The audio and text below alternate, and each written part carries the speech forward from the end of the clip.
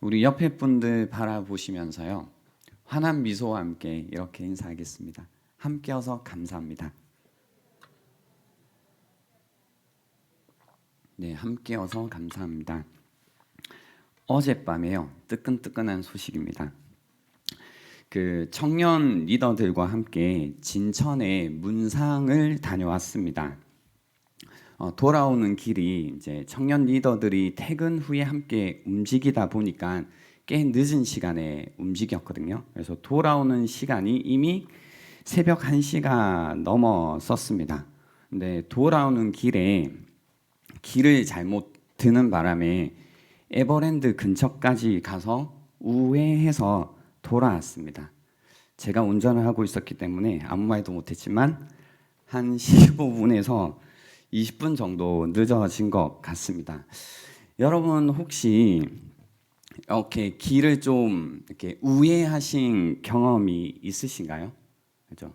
뭐 길이야 좀 우회한다고 할 때 15분, 뭐 길어도 30분 정도인데요. 우리가 인생을 우회하게 되면 10년, 15년이 되기도 합니다. 여러분은 인생이 내가 우회하고 있다고 느끼고 계신 분들이 없으신가요? 내가 생각했던 대로, 계획했던 대로 인생이 가지지 않고 뭔가 제자리를 맴돌고 있는 것처럼 또는 무의미하게 소진되는 것처럼 돌아가고 있다라는 생각이 해보신 적이 없냐라는 겁니다. 오늘 본문에는 인생을 우회하고 있던 모세가 등장합니다. 오늘 출애굽기 3장 이 시점에서 모세의 삶 전체는 우회하고 있는 삶이었습니다. 모든 것이 잘못되었습니다. 모세의 생각에는 아마도 자신의 삶이 끝났다라고 생각했겠다 싶습니다. 모세는 40세까지는 승승장구했습니다. 그런데 한순간에 그가 뭔가 성공이라는 자리에서 실패라는 자리로 떨어졌습니다. 한순간이었습니다. 동족이었던 히브리인을 도와주다가 어려운 일을 당하고 오히려 살인자가 되어 미디안으로 도주했습니다. 갑자기 이제는 걸어도 목적지가 보이지 않고 걸어도 같은 곳을 맴도는 것 같은 광야에서 40년을 살고 있었습니다. 우리도 삶에서 모든 것이 잘 되어서 간다고 생각할 때가 있습니다. 정말로 잘 될 때가 있는 거죠.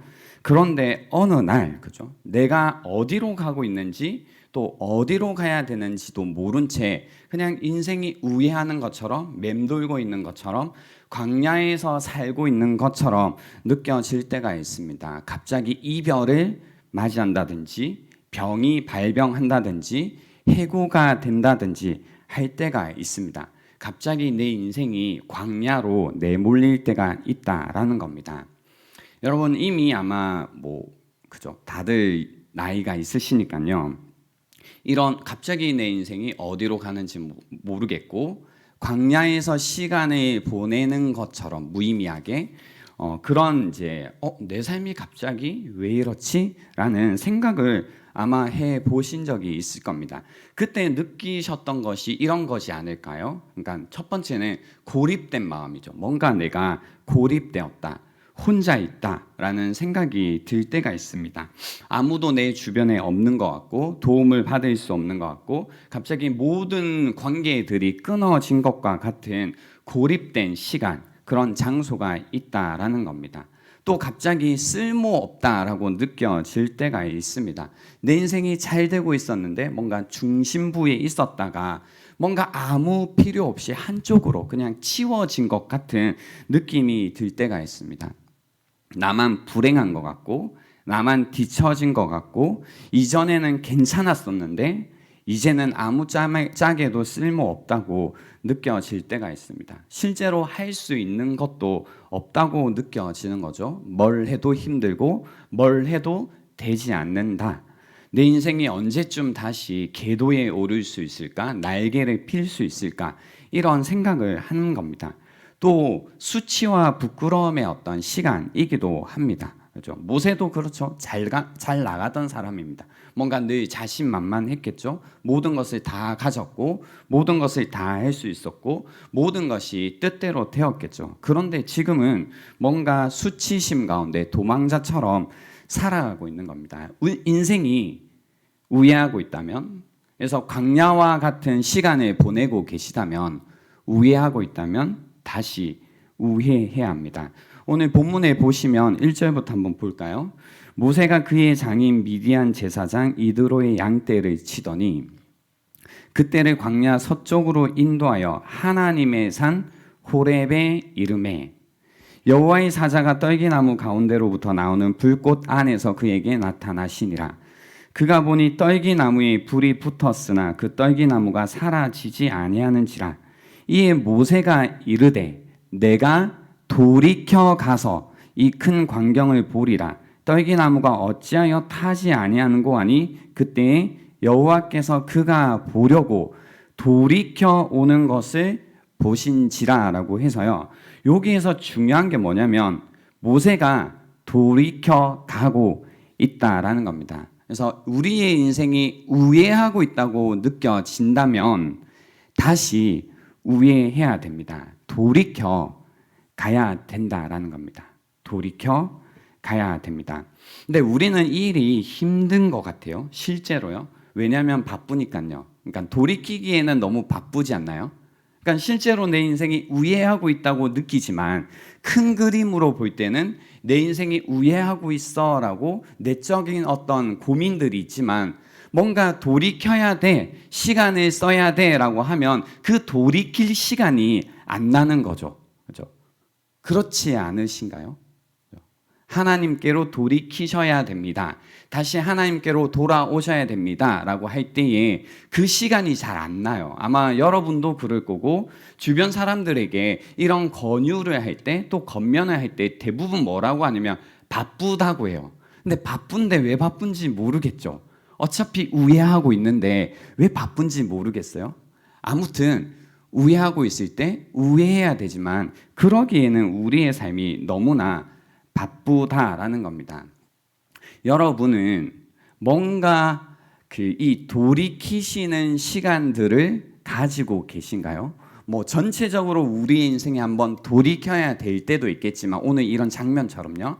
또 사실은 매일매일 우리가 하나님께로 돌이키는 시간이 필요합니다. 그렇죠? 하루를 시작할 때든 마칠 때든 우리의 인생에 오늘 내가 어떻게 걸었는지 그리고 하나님께서 나에게 보여주신 게 있다면 그 안에서 우리가 돌이키는 시간, 뭔가 묵상하는 시간들이 필요하다라는 겁니다. 오늘 모세가 돌이키게 되는 이유가 있죠. 그게 뭐냐면 떨기나무입니다. 떨기나무. 어떤 떨기나무인가 하면 불에 타지 않는 떨기나무입니다. 그래서 그 2절에 보시면 그 떨기나무에 불이 붙었으나 그 떨기나무가 사라지지 않는다라고 하죠. 그리고 모세가 그걸 본 겁니다. 불이 붙었는데 나무가 타지 않는다. 그죠? 그리고 나서 뭐라고 하냐면 내가 돌이켜 가서 이 큰 광경을 봐야겠다. 떨기나무가 어찌하여 타지 않는지 내가 알아봐야겠다라고 해서 돌이켜서 오는 겁니다. 그렇죠? 그러니까 우리는 이런 생각을 해요. 불에 타지 않는 떨기나무쯤 보면 돌이켜서 가지 않을까? 아니요. 우리 잘 안 가요. 이 떨기나무, 불에 타지 않는 떨기나무는 어떤 의미가 있냐면요. 뭔가 이상한 거잖아요, 이게. 굉장히 이상하죠. 뭐가 이상하냐면 내가 평소에 생각하던 것과 다른 일이 일어나는 겁니다. 내가 알고 있는 현실과 다른 현실이 지금 눈앞에 펼쳐지고 있는 겁니다. 내가 알고 있는 현실은 뭐예요? 나무는 불이 붙어 있으면 어떻게 돼요? 타버려야 되죠. 그게 현실이라고요. 내가 알고 있는 현실. 근데 이 현실과 다른 현실을 지금 마주하고 있어요. 내가 알기로는 타야 되는데 왜 타지 않지? 이거 지금 무슨 일이지? 왜 내가 알고 있는 것과 다른 일이 지금 일어나고 있지? 이해가 되지 않는 일이, 이상한 일이 지금 일어나고 있는 겁니다. 그걸 보고 지금 돌이켜서 모세가 가고 있다라는 겁니다. 여러분 오늘 하루 동안 불에 타지 않는 떨기나무를 보신 적이 정말로 없으신가요? 여러분 한 달 동안 그리고 지난 한 해 동안 정말로 불에 타지 않는 떨기나무를 보신 적이 없으신가요? 여러분이 그동안 믿어왔던 알고 있었던 현실과 전혀 다른 현실들이 펼쳐지고 있는데 그죠? 이거 이래야 되는데 이 일은 이렇게 흘러가야 되는 거 아니야?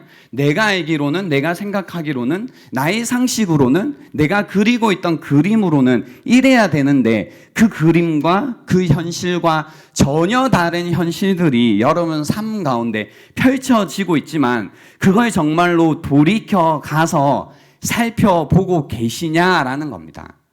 우리는 어떻게 하냐면 보통 덮어버리죠. 그죠?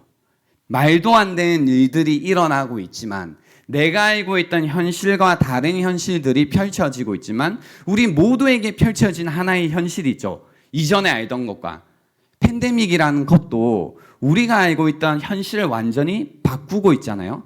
다른 현실을 펼치고 있어요. 근데 그때 불에 타지 않는 떨기나무구나 라고 생각을 하고 돌이켜 가야 되지만 누가 돌이켜 가냐고요. 그런가 보다 그냥 덮어버리고 눈 감아버리고 귀 닫고 그냥 살아가는 겁니다. 그죠? 모세도 불에 타지 않는 떨기나무를 봤지만 얼마든지 양떼나 돌보자. 내가 뭐 지금 뭐 하려고 저거 가서 봐야 되나. 그냥 그런가 보다 얼마든지 눈 감고 귀 가리고 지나갈 수 있었습니다. 그러나 모세는 돌이켜 가서 봅니다. 큰 광경을 봅니다. 확인합니다. 이게 무슨 일인지 보려고 돌이켜 가는 겁니다. 여호와께서도 그가 보려고 돌이켜 오는 것을 보신다라는 겁니다. 저는 이러한 우리가 알고 있던 현실과 다른 현실이 펼쳐질 때 모세가 이 사건을 돌이켜 갔을 때 하나님을 만났던 영적 경험이 있었던 것처럼 때로는 우리 삶 가운데 우리가 이해할 수 없고 또 이상하다라는 일들이 펼쳐지는 그 순간이 바로 하나님을 만나는 순간, 우리가 영적인 경험을 할 수 있는 순간이라는 겁니다.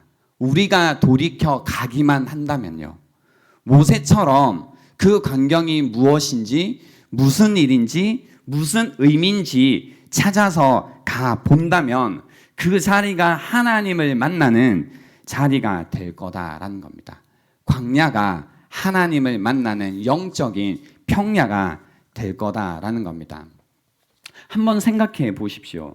오늘 하루 동안, 그리고 한 주 동안, 그리고 한 달 동안 하나님이 여러분에게 보여주신 불에 타지 않는 떨기나무가 무엇이었는지 덮어버렸던 그 일을 다시 한번 꺼내서 생각해 보시라는 겁니다. 여러분은 그 불에 타지 않는 떨기나무에 어떻게 반응하셨나요? 정말로 돌이켜 가서 그것이 무엇인지 보셨는지, 아니면 그냥 덮어버리고 눈 감아버리고 가셨는지 생각해 보시라라는 겁니다. 바로 그때가 사람들이 하나님을 만나는 자리가 되고 영적인 실제라는 것을 경험하는 자리가 된다라는 겁니다.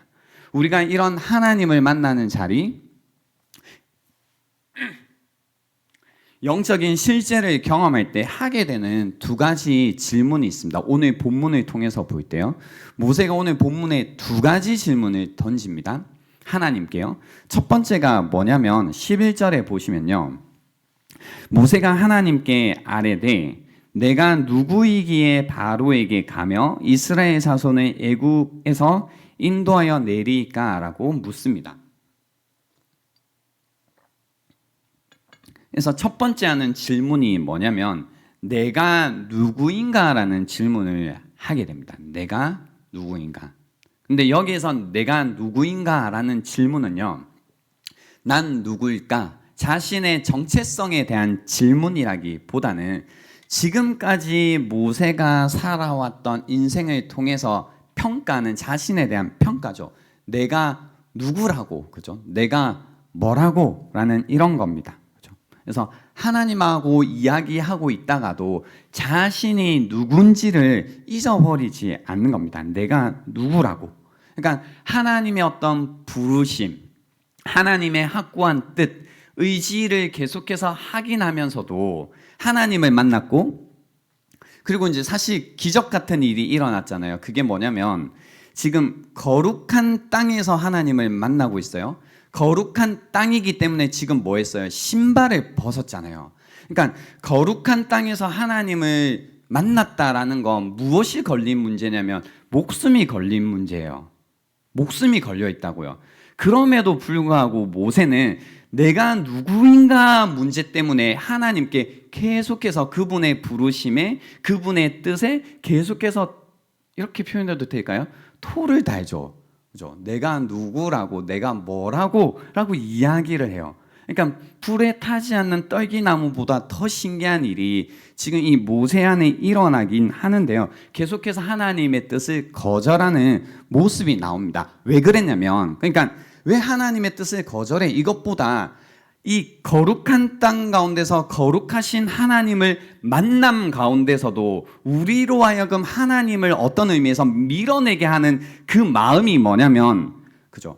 자기의 과거를 돌아봤을 때, 그죠? 내가 누군데 나 같은 사람이 어떻게 하나님의 일을 할 수 있냐라는 바로 이 부분이란 겁니다. 어떻게 보면 처음에 좀 겸손한 태도처럼 보여지기도 합니다. 근데 횟수가 계속 거듭되면서 느껴지는 건 뭐냐면 본문 속에서요, 모세가 참 많이 아프구나라는 거죠. 그죠? 그냥 시간이 지나감 가운데 문제들이 해결되고 덮어지고 치유되었던 게 아니라 그의 내면의 더 아픔으로 이것이 쌓여서 골마서 있었구나라는 것을 알 수 있다는 겁니다. 40년의 시간이 모세로 하여금 그의 자존감을 완전히 무너뜨렸고 아무것도 할 수 없는 무능한 사람이 되어서 결국은 떨기나무, 아무짝에도 쓸모없는 존재처럼 느끼면서 살게 만들었다는 겁니다. 그죠? 내가 누구이기에, 내가 누구이기에. 근데 우연인지는 모르겠는데요. 하나님께서 사람을 불렀을 때요, 하나님께서 사람들을 부를 때마다 부름을 받았던 사람들은 동일하게 이 질문을 했더라고요. 내가 누구이기에. 그죠? 기드온이 그랬고요. 예레미야가 그랬습니다. 그죠? 그래서 자신의 어떤 과거의 실수, 실패, 죄, 죄책감 가운데 내까지 게 뭔데, 내가 뭐라고 떨기나무와 같이 자기 자신을 보는 겁니다. 나는 아무것도 할 수 없다라는 겁니다. 나 같은 죄인이 뭘 할 수 있겠냐? 실패의 자리에서 일어나지 못하는 겁니다. 저는 도저히 아무것도 할 수 없다는 겁니다. 여러분도 그렇지 않나요? 하나님을 만난 다음에 은혜를 받았고 내가 그리스도인이 되었고 구원의 어떤 감격을 경험했지만 그 다음에 뭐예요? 하나님을 만난 사람들에게 하시는 일 보내시잖아요. 그죠? 보내신다고요. 사명을 주신다고요. 보내실 때마다 우리의 마음에 뭐예요? 내가 뭐라고, 그죠? 내가 뭐라고, 내가 어떻게 살아왔는데, 내가 누군데, 내가 뭘 할 수 있을까라는 마음 때문에 아무것도 못하겠다라는 생각을 할 때가 있습니다. 그래서 아마 교사로 섬기시는 분들도 계실 텐데요. 그러니까 지금 1월부터 지금 9월이 됐죠. 한 8월쯤 되면서 이제 뭔가 이 팬데믹 상황 가운데 교사로 또는 목자로 그 외에 봉사의 자리에 계시면서 느끼신 게 뭐예요? 굉장히 힘들구나. 사역하는 게 너무너무 괴롭구나. 어렵구나 라고 해서 야, 내가 뭐라고 이런 자리 내가 감당하기 힘들다. 그래서 지금쯤 무슨 생각 좀 해요? 내년에는 내가 교사를 계속 해야 될까? 아니 내가 내년에 목자를 계속 해야 될까? 고민해요, 안 해요? 대답을 못 하시겠죠? 아무튼 그런 고민들이 이렇게 스며시 오는데 거기 무엇에 대한 질문이냐면 내가 누군데 내가 과연 계속 이걸 할 수 있을까? 자신에 대한 묵상이란 겁니다. 자신에 대한 묵상. 근데 우리가 우리에 대해서 묵상하면 뭐가 나오나요? 그냥 우울한 거, 죄, 추함 이런 거밖에 더 나올까요? 자신에 대해서 묵상해봤자 내가 뭐 가진 게 있겠어요? 그렇게 묻는 이 모세에게 하나님께서 대답을 하시는 겁니다. 12절에 보시면요. 하나님이 이르시되 내가 반드시 너와 함께 있으리라. 내가 그 백성을 애굽에서 인도하여 낸 후에 너희가 이 산에서 하나님을 섬기리니 이것이 내가 너를 보낸 증거라고 해서 자기가 누구냐고 내가 뭐라고 라고 묻는 모세에게 하신 대답이 내가 반드시 너와 함께 있다라는 대답을 주십니다. 그죠? 이 대답을 잘 기억하고 계십시오. 그리고 나서 이제 모세가 묻는 두 번째 질문이 뭐냐면 하나님이 누구냐고 물어요. 그러니까 하나님의 이름을 묻는 거죠. 첫 번째가 내가 누구냐라고 물었다면 두 번째는 하나님이 누구시냐고 물어요. 그러니까 이름이 뭐냐고 묻는데 이름을 묻는 이유는 이 이름의 의미 때문에 그런 거죠. 이름이 무엇이냐. 그래서 고대 근동에서는요. 이름의 의미가 있었습니다. 여러분에도 그 이름의 의미가 있으시죠? 그죠? 그리고 자녀들의 이름들을 지으실 때 어떤 의미를 갖고 짓기는 하시지만 좀 더 이때는 이름이 가진 게 뭐였냐면요. 그 사람의 어떤 퍼스널리티 그리고 데스티니 같은 것이 이름에 담겨 있었습니다. 그래서 이름을 보면 그 사람이 어떤 사람인지 무엇을 할 수 있는지 그 사람의 운명이 무엇인지를 알았다라는 겁니다. 그러니까 이름이 굉장히 중요하죠. 그래서 이름을 물어보면 그 사람이 누구인지를 알게 되고 그리고 무엇을 할 수 있는지를 알게 되는 겁니다. 그래서 모세가 지금 하나님께 하나님은 도대체 누구이시고 그리고 무엇을 하실 수 있는 분이냐라고 묻고 있다라는 겁니다. 그죠? 묻고 있다라는 겁니다. 그리고 그 이름을 내가 말하겠다, 알려주겠다라는 건 어떤 의미냐면 그 사람, 그 이름의 존재에 대한 경험과 관계를 이야기하는 거죠. 알고 있다. 내가 그 사람을 알고 있고 경험적으로 안다라는 이야기를 하는 거죠. 그래서 이름을 아는 것이 굉장히 중요했습니다. 모세가 이스라엘 백성들을 만나서 이야기를 할 때 분명히 그 이름을 물어볼 거라는 거죠. 너를 보낸 분이 도대체 누구이시고 그리고 너를 보내신 그분은 과연 무엇을 하실 수 있는지 물어볼 거다라는 겁니다. 애국에서 오랜 세월 동안 압제에 시달리면서 쉬지 않고 살아왔죠. 그리고 하나님께 계속해서 부르짖어 왔는데 이스라엘 백성에게는 중요하겠죠. 그들을 구원하고자 하는 분이 도대체 누구이시고 그분은 무엇을 하실 수 있느냐가 정말 중요했을 거다라는 겁니다. 그래서 그 이름을 묻고 있습니다. 오늘 읽지 않았지만 14절에 보시면요. 하나님의 대답이 무엇이냐면 나는 스스로 있는 자라고 이름을 알려주세요. 나는 스스로 있는 자다. I am who I am 이라고 영어 성경에 보면 나와 있습니다. 나는 스스로 있는 자이다. I am who I am. 저도 예전에요 학생 때 성경을 읽을 때 이 구절이 좀 어렵더라고요. 이름을 물었는데 대답을 주셨구나. 나는 스스로 있는 자이다. 무슨 말이지? 이거 가지고 뭘 할 수 있는 것이 되게 궁금했었는데요.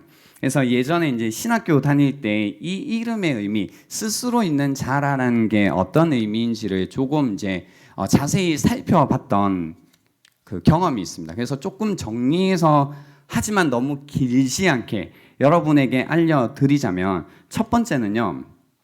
개역 개정에서 이제 그 번역을 한 것처럼 스스로 있는 자라고 하는 것은요. 스스로 있는 자라고 하는 것은 스스로 존재하시는 분이다라는 겁니다. 제가 어렵지 않게 설명을 해볼게요. 스스로 있는 존재다라는 것은 누군가가 창조하고 만든 존재가 아니라 창조주 하나님이시기 때문에 스스로 있는 자라는 의미입니다. 피조물이 아니다라는 의미로 이해하시면 됩니다. 창조된 존재가 아니라 아주 오래 전부터, 정확히 얘기하면 영원 전부터, 성경에서 영원이라고 하면 먼 옛날이 아니라 시간 너머를 이야기하는 겁니다. 시간 너머. 그래서 영원 전부터 존재하시던, 스스로 있던 하나님이다라는 뜻입니다. 그래서 I am who I am이라고 영어 성경이 번역한 이유도 히브리 동사 하야, 그러니까 존재한다라는 동사를 사용했습니다. 이름을 나타낼 때요. 그리고 이 이름 I am who I am이 여러분이 아시는 여호와라는 이름으로 되어 있고요. 그래서 뭐 아도나이, 뭐 주님, 롤드 할 때 다 이 스스로 있는 자라는 이름을 가지고 만들어 둔 이름으로 이해하시면 됩니다. 그리고요, 첫 번째가 스스로 이제 영원 전부터 스스로 존재하시는 창조주 하나님을 드러낸다면, 두 번째는 모든 것을 존재하게 하신 분이다라는 겁니다. I am who I am 이라는 뜻은 모든 것을 존재하게 하셨다는 겁니다. 역시 창조주 하나님에 대한 이야기겠죠. 하나님께서 모든 것을 그분의 능력 가운데 창조하시고 모든 것을 존재하게 하시고 모든 것을 유지하시는 분이다라는 겁니다. 창조하시고 존재하게 하시고 그리고 유지하게 하시는 분이다라는 겁니다. 이 부분은 사실은요, 좀 철학적인 사고로 스스로 있는 자라고 풀었다고 생각하셔도 되는데요. 이 본문 속에서 I am who I am, 그러니까 하나님께서 이렇게 이름을 주신 이유를 조금 더 살펴보면요, 그러니까 문맥 속에서요, 분명히 무엇과 관련이 있어야 되냐면, 그러니까 창조주 하나님이다, 나는 누군가가 만든 존재가 아니다, 나는 이제 이전부터 있었다, 나는 모든 것을 있게 했다, 존재하게 하고 유지하고 있다, 이 정도의 이름으로는 충분하지 않잖아요. 그래서 구원이라는 의미와 이 이름이 사실 관련이 있어야 되겠죠. 구원이라는 이름과. 그때 보면 이 이름이 그 구원이라는 것과 어떻게 그 연관이 있게 되냐면요, 하나님께서 구원을 지금 약속하고 계시고 그 약속하신 것을 분명히 있게 하시겠다라는 뜻으로 이해하시면 됩니다. 그래서 I am who I am 이라는 이름이 참 마법 같은 이름입니다. 그러니까 약속하시면 그것이 약속이 있게 하시는 분이다라는 거예요. 하나님이 구원을 약속하시면 그 구원은 있는 게 된다라는 겁니다. 이해가 되시나요? 그래서요, 성경에 보면 하나님께서 있다라는 것과 그분의 능력, 모든 것을 있게 하시는 능력과 연결되어져 있는 구절이 꽤 있습니다. 요한계시록 1장 4절에 보면요, 이제도 있고 전에도 있었고 장차 올 자요, 존재하신다는 얘기죠. 스스로 있는 자. 그리고 나서 뭐라고 붙이냐면 전능한 자라라고 붙여요. 그리고 요한계시록 4장 8절에도 거룩하다 거룩하다 거룩하다 주 하나님 곧 전능하신 이여, 전에도 계셨고 이제도 계시고 장차 오시이시라 라는 것과 같이 붙여두었습니다. 그리고 요한계시록 11장 17절에도 옛적에도 계셨고 지금도 계신 주 하나님 곧 전능하신 이여 친히 큰 권능을 잡으시고 왕노릇 하시도다라고 해서요, 이 이름과 전능이라는 것, 모든 것을 그분의 뜻대로 하시는 이 전능의 이름과 연결되어져 있다라는 겁니다. 보세요. 존재하시는 분, 그리고 전능, 그리고 이제 시편에 보면 어떻게 이어져 가냐면요, 그분의 이름이잖아요. 시편 23편 3절에 보시면 자기 이름을 위하여 의의 길로 인도하시고요. 시편 25편 11절에 보시면 여호와여 나의 죄악이 크오니 주의 이름으로 말미암아 사하소서.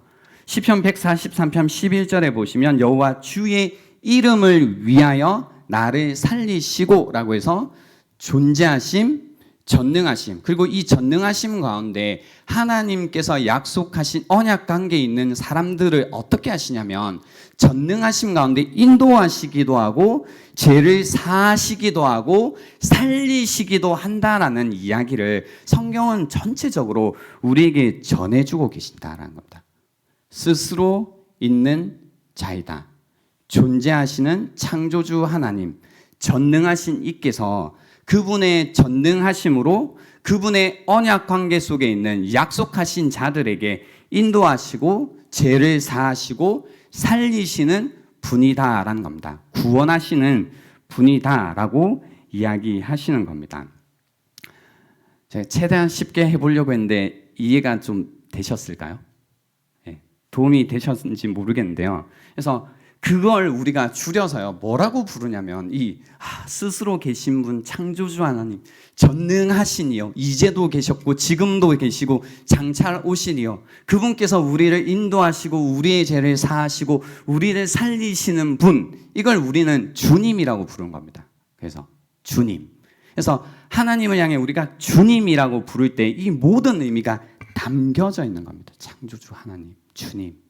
창조주 하나님, 나를 구원해 주십시오. 주님, 전능하신 그분의 능력으로 나를 인도해 주시고 나를 살려 주시고 나를 치료해 주십시오. 나를 구원해 주십시오라는 이 모든 의미가 주님이라는 그 이름 가운데 담겨져 있다라는 겁니다. 그래서 저희가 기도할 때 뭐라고 불러요? 주여라고 부르잖아요. 그 의미가 여기 있다라는 겁니다. 그래서 그 주님께서요, 보세요. 아까 제가 첫 번째 그 모세가 내가 누군데라고 한 질문에 이 주님의 대답을 기억해 두라고 했잖아요. 그 주님께서 모세와 뭐 하신다고요? 함께 하신다고요. 그렇죠? 이 주님께서 스스로 있는 자이신, 옛적에도 계셨고 지금도 계시고 앞으로도 계실 그분, 그 전능하신 그분께서 모세와 함께 하시겠다라고 약속을 하셨다라는 겁니다.